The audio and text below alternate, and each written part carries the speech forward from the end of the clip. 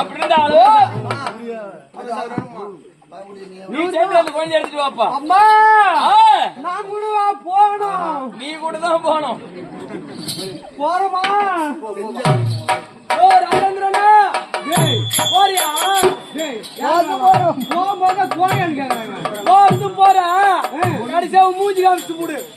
இறமுட்டி வச்சு மூடுறாங்களே. அவனா சாப்பிடாடா போறான். போறான் போறான். நீ போ போறான்.